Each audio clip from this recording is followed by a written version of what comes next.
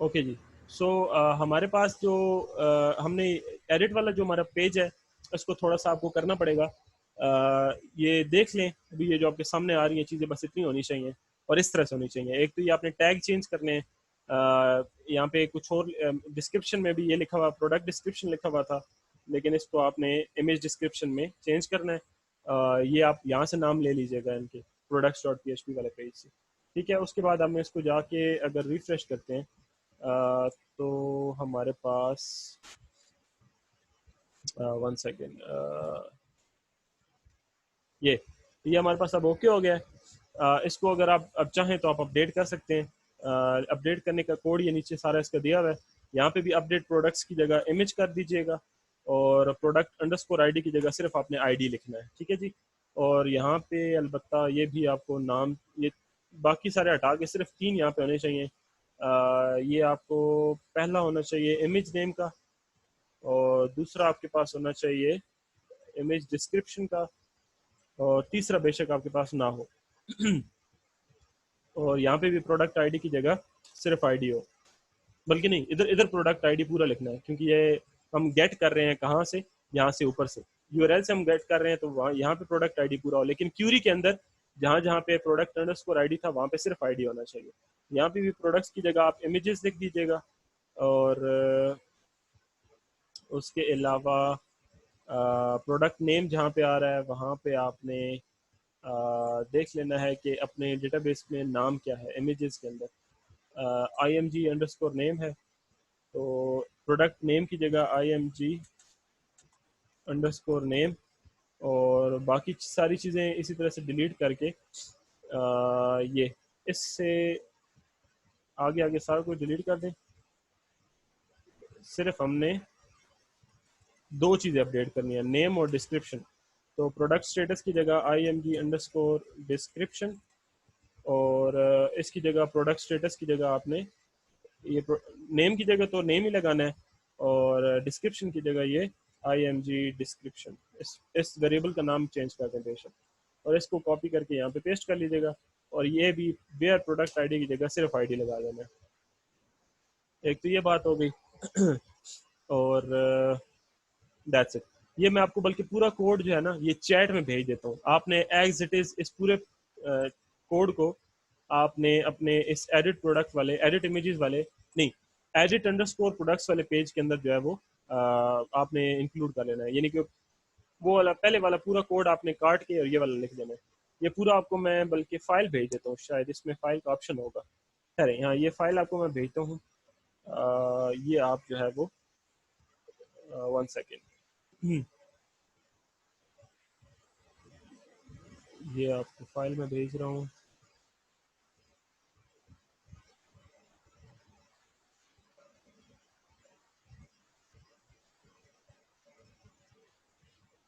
Okay, मैंने आपको file भेज दी है चैट में, वो आप डाउनलोड कर लें, और उसका अंदर जितना भी कोड है वो कॉपी करके और अपनी जो एडिट प्रोडक्ट्स वाली फाइल है उसके अंदर पेस्ट कर दीजिएगा, तो आपका मसला हल हो जाएगा। अच्छा, तो एडिट प्रोडक्ट्स वाले में होता क्या है, बाकी सारा वो टेबल वही सेम है, और उसके अंदर हमारी वो इसी तरह से डिटेल सारी शो हो रही है। लेकिन जब हम अपडेट वाले पेज पे, अपडेट वाले बटन पे हम क्लिक करते हैं, तो हम फौरन से पीएचपी वाले इस पेज पे आ जाते हैं, जहाँ पे इमेज को अपडेट करने के लिए ये अलग से कोड लिखा हुआ है ये सारा, और जो बाकी डिटेल है उसको अपडेट करने के लिए अलग से कोड है। इमेज वाला देख लेते हैं कि अगर हम इमेज वाला कोड जो है वो एग्जीक्यूट होता है, यानी इमेज को हम अपडेट करते हैं, जो कि ये है। देखें ना, दो आपके पास हैं बटन, एक अपडेट प्रोफाइल और एक सेव अपडेट। अपडेट प्रोफाइल की जगह बल्कि इसका नाम थोड़ा सा चेंज करके हम कुछ और लिख देते हैं, अपडेट प्रोफाइल की जगह अपडेट इमेज कर देते हैं। ये अपडेट इमेज आ गया। अच्छा, इसमें अब हमारे पास ये दो बटन है। अपडेट इमेज करने से सिर्फ इमेज चेंज होगा, और अगर आपने बाकी चीज़ें नाम और डिस्क्रिप्शन चेंज करना है तो सेव अपडेट पे क्लिक करना पड़ेगा। ठीक है, अब जैसे अपडेट इमेज करना है, चूज फाइल करते हैं, ये वही लगाते हैं, अपडेट इमेज करते हैं और रिफ्रेश करते हैं। ये देखें, इसकी इमेज तब्दील हो गई है। नाम चेंज करना है तो देखते हैं टेस्ट, टेस्ट, और इधर भी इमेज टेस्ट की जगह कुछ भी लिख देते हैं। सेव अपडेट करते हैं, और इसको रिफ्रेश करते हैं। एक मिनट, वन सेकेंड, ये कह रहा है कि undefined index. img_name, sorry img name जो है वो हमने इधर भी लिखना है और डिस्क्रिप्शन भी हमने उठा के इधर भी लिखनी है, तब ये हमारे पास सही चलेगा। ये अब दोबारा फाइल मैं बल्कि आपको भेजता हूँ फिर। एक दफ़ा ये दोबारा टेस्ट हम कर लेना कि सही से काम कर रही है।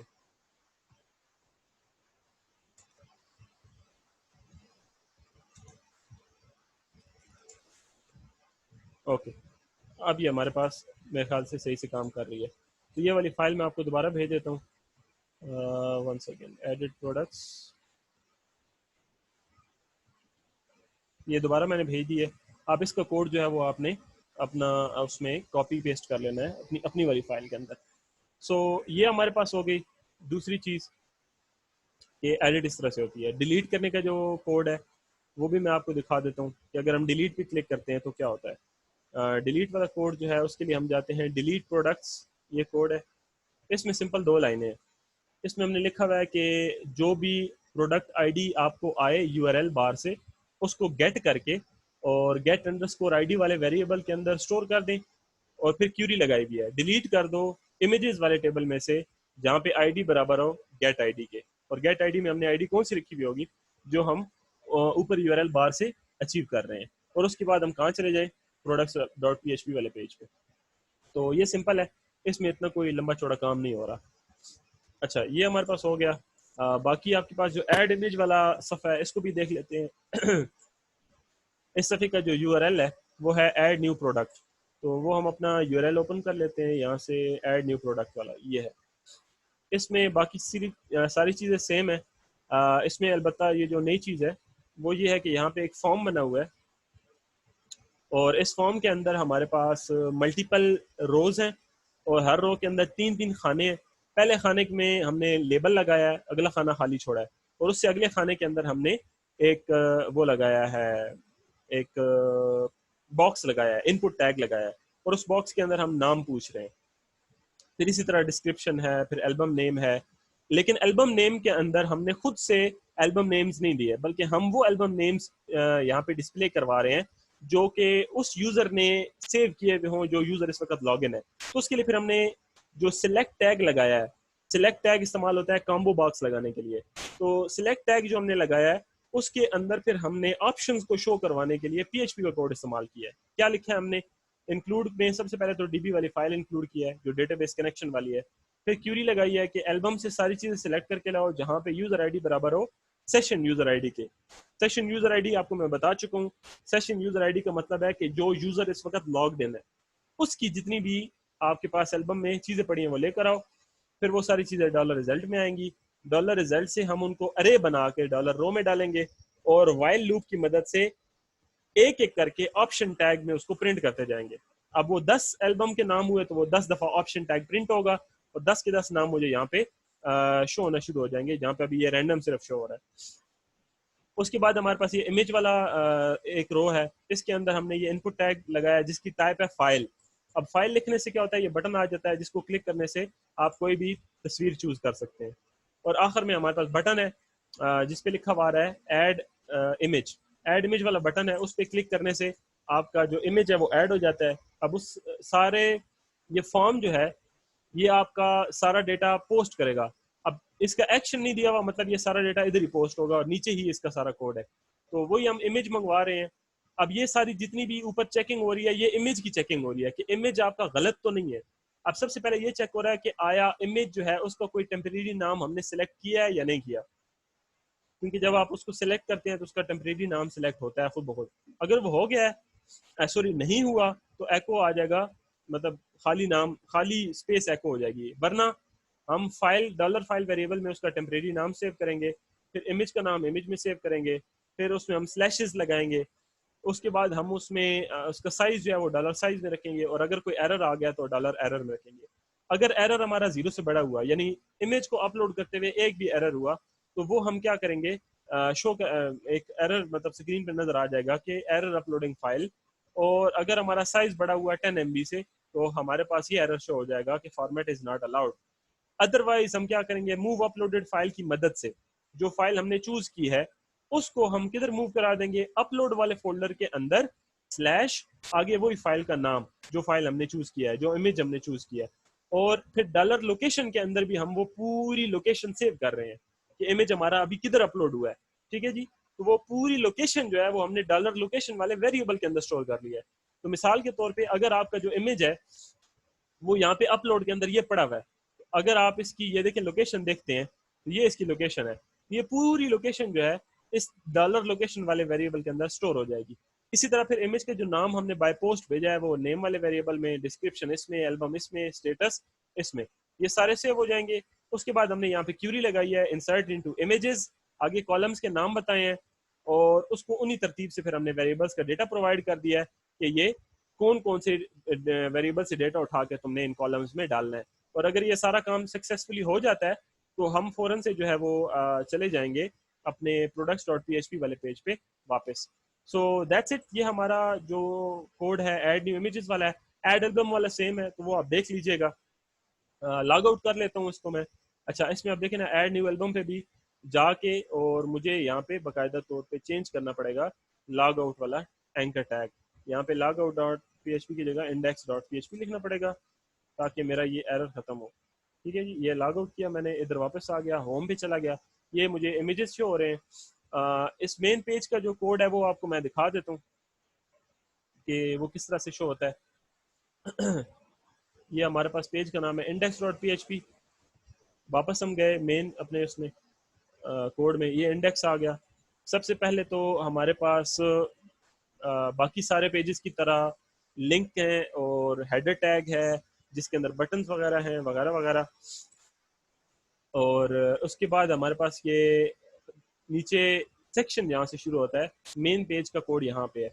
सबसे पहले ये ऑल कैटेगरीज लिखा हुआ है, ऑल कैटेगरीज के अंदर ये सारे इमेजेस यहाँ पे आपको शो होंगे। ठीक है जी, जिसकी भी मर्जी हुए, यानी जिस यूजर ने भी अपलोड किए हुए वो आपको यहाँ पे शो होंगे। और यहाँ पे आगे हमने ये डिव लगाए हुए हैं, मुख्तलिफ बटन्स लगे हुए हैं, बटन ये एक साइड पे लगा हुआ है आगे पीछे करने के लिए, अगर बहुत सारे इमेजेस आ जाते हैं तो आप लेफ्ट राइट मूव कर सकते हैं। उसके बाद ये हमारे पास एक डिव है जिसकी आईडी है कंटेनर और क्लास है टॉप सेलर्स। ये टॉप सेलर्स की क्लास जो है, ये वही बात आपको मैंने जो बताई है कि बूटस्ट्रैप हमने यूज किया तो उसके अंदर जो डिजाइन कोडिंग हमें उसने स्टैंडर्ड एक लिख के रखी हुई है वही मैंने उठा के यूज किया। आपको मैं दिखा देता हूँ कि वो कहाँ पे पड़ी हुई होगी। उसके अंदर हमने ये क्यूरी लगाई है select all from images order by ID, सारे इमेजेस आ जाएंगे और एज यूजुअल उसको हम अरे बना के डॉलर रो में स्टोर कर लेंगे और एक एक करके वाइल लूप की मदद से, चूंकि वाइल लूप लगाया है, हम उनको नीचे यहाँ पे ये प्रिंट करवाते जाएंगे। हमने इमेज वाले टैग के अंदर एको की मदद से वो पूरा जो इमेज का जो लिंक है उसका जो पूरा लोकेशन है वो हमने प्रिंट करवाई है कि इमेज हमारा पड़ा किधर है। और जब हम वो प्रिंट करवाएंगे तो चूंकि ये सोर्स में लग रही है और ये इमेज टैग है तो इमेज वाला टैग क्या करेगा, उस सोर्स की मदद से वो पूरा इमेज उठा के ला के आपको शो करवा देगा। इसके बाद हमारे पास ये आइटम का नाम है, आइटम का नाम बल्कि हमने डायरेक्ट क्यों नहीं लिखा है, ये एक मिनट, एको डॉलर रो नेम, ये 2 दफा लिखा हुआ है, ये एक दफा मिटा दीजिएगा। सिंपल इस तरह लिखा हुआ आ रहा हो तब भी ठीक है, चलेगा। उसके बाद हमारे पास इमेज का एल्बम का नाम लिखा हुआ आ रहा है और उसके बाद ये है कि नीचे एक बटन है, आप उस बटन पे अगर क्लिक करेंगे व्यू पिक्चर वाले पे तो हम किधर चले जाएंगे, असॉर्टेड डॉट पी वाली फाइल पे और आईडी के तौर पे साथ डॉलर आईडी लेके जाएंगे जो कि इस इमेज की आईडी है। तो अगर हम इस पे क्लिक करते हैं तो हम इस पे आ गए हैं। अब ये वाला जो पेज है ये थोड़ी सी डिटेल दिखाता है हमें कि हमारे पास उस इमेज का नाम क्या है, उस इमेज की डिस्क्रिप्शन, उस इमेज का एल्बम का नाम क्या है। ठीक है जी, तो ये हमारे पास आ गया वो बटन का कोड। और असॉर्टेड डॉट पी वाली जो फाइल है वो भी हम देख लेते हैं। ये असॉर्टेड डॉट पी वाली फाइल है, बाकी सारे ऊपर सेम कोड है। ये फॉर्मेट मनी वाला फंक्शन बनाया था लेकिन ये आप बेशक डिलीट कर दीजिएगा। ओके, यहाँ पे क्यूरी लगी हुई है कि select all from images where ID is equal to underscore get ID. Underscore get इस्तेमाल होता है यूआरएल से आईडी अचीव करने का। तो ये आईडी इज इक्वल टू 17 देखे लिखा हुआ आ रहा है ना यूआरएल बार में, तो अगर वहां से हमने आईडी लेनी है तो उसके लिए जो है वो हम यहाँ से डॉलर अंडरस्कोर गेट इस्तेमाल करते हैं। उसके बाद हमने यहाँ पे सिंपल डिव बना के और एज इट इज जैसे हमने पीछे चीजें प्रिंट करवाई थी तो हमने एको की मदद से वो चीजें प्रिंट करवा देनी है जो इमेज हमने अभी इस क्यूरी की मदद से उठा के लाया है। और यहाँ पे हम same as it is MySQL fetch array की मदद से डेटा डॉलर रिजल्ट उठा के डॉलर रो में डालेंगे और आगे एक एक करके उनको प्रिंट करा देंगे। सो दैट्स इट, ये हमारा इसका था। आपको मैंने जो चीज़ें इसमें चेंज की हैं वो आपको मैंने फाइल भी भेज दी है, लॉग आउट का इशू भी सॉल्व करवा दिया है, यूज़र नेम और ईमेल से लॉगिन वाला इशू भी आपका सॉल्व हो गया है। बाकी आपको मैंने ओवरऑल एक दफ़ा ओवरव्यू भी दे दिया है। अब मजीद अगर आपको इसकी कोई चीज़ पूछनी हुई तो आप मुझसे पूछ लीजिएगा, और रिकॉर्डिंग जो है इसकी वो मैं आपको भी सेंड कर देता हूँ थोड़ी देर तक इंशाल्लाह ताला। और फिर आपको मैं मजीद, आपने अगर कोई बात पूछनी हुई तो आप मुझसे पूछ लीजिएगा, मैं आपको इंशाल्लाह एक्सप्लेन कर दूंगा। ठीक है जी, अल्लाह हाफिज़।